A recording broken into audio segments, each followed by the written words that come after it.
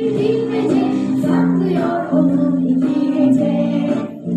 Çok güzel, aynı anda çok yüce.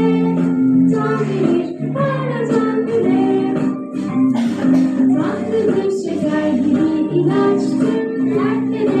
Sımsıcak doğar şu kalbime. Benzemez gördüğüm çiçeklere. Bilmecem haydi sizce ne? Bilmece çok yüceyse melek.